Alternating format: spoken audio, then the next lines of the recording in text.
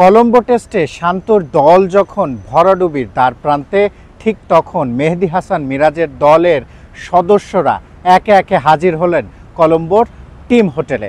মুস্তাফিজুর রহমান, তাওহিদ হৃদয় সহ ৮ ক্রিকেটার কিন্তু আজ এসেছেন কলম্বোর টিম হোটেলে, তারা পৌঁছেছেন এবং 2 জন ক্রিকেটার নোটেবল, কিন্তু তাদেরকে কিন্তু দেখা যায়নি। তাসকিন আহমেদ এবং নাঈম শেখ, এই 2 ক্রিকেটার তারা কিন্তু আগামীকাল দলের সঙ্গে যোগ দিবেন।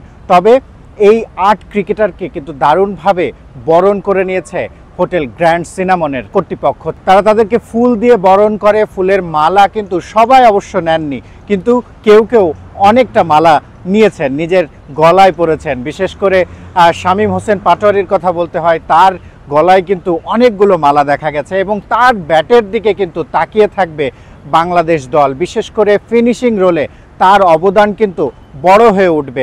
নুরুল হাসান সোহান, তার অন্তর্ভুক্তি না থাকা ওয়ানডে দলে, সেটা নিয়ে অনেক কথা হয়েছে, কিন্তু ফিনিশিং রোলে কিন্তু শামীম হোসেন, তার রোলটা বড় হয়ে উঠবে। দলের সঙ্গে এসেছেন বিসিবির ক্রিকেট অপারেশনস কমিটির চেয়ারম্যান নাজমুল আবেদিন ফাহিম। তিনি বলেছেন, টেস্ট ক্রিকেটে বাংলাদেশ দল যেমন খেলছে, ওয়ানডেতে তেমন হবার সম্ভাবনা নেই। বাংলাদেশ দল ভালো কিছু করবে, সেটাই তার আশা, এবং আশাটা আসছে কারণ মুস্তাফিজুর রহমান, তাসকিন আহমেদের মতো বোলাররা তারা কিন্তু অন্তর্ভুক্ত হয়েছেন ওয়ানডে দলে। চ্যাম্পিয়ন্স ট্রফি দলে ছিলেন না লিটন দাস, তিনি আছেন, টেস্ট খেলছেন, এখনও নট আউট, কিন্তু বাকিদের, মুস্তাফিজুর রহমান, তাকে টি-20 সিরিজে পাওয়া যায়নি, তাসকিন আহমেদ ইনজুরির কারণে ছিলেন না, তাদেরকে পেয়ে কিন্তু বাংলাদেশ ওয়ানডে দল একটু আশার বাণী পেতেই পারে।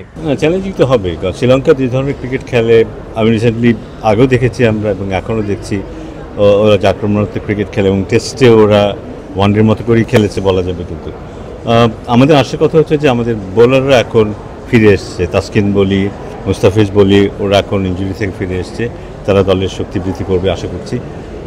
ব্যাটিংয়ে আমাদের অনেক নতুন খেলোয়াড় যুক্ত হবে এই সাদা বলের ক্রিকেটে, সেটা একটা আশার কথা।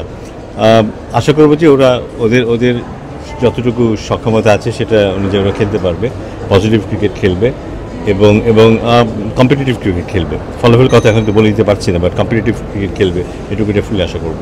কলম্বো টেস্টের 3য় দিন শেষেই বাংলাদেশ দল হারের দ্বার প্রান্তে। তবে ওয়ানডে দলের সদস্যরা যারা আছেন, তারা এই কলম্বো টেস্টের স্মৃতি মনে রাখতে চাইবেন না, নতুন করে শুরু করতে চাইবেন নতুন অধিনায়ক মেহেদী হাসান মিরাজের নেতৃত্বে। শিহাব হাসান খান, ক্রিকেট 97, কলম্বো, শ্রীলঙ্কা।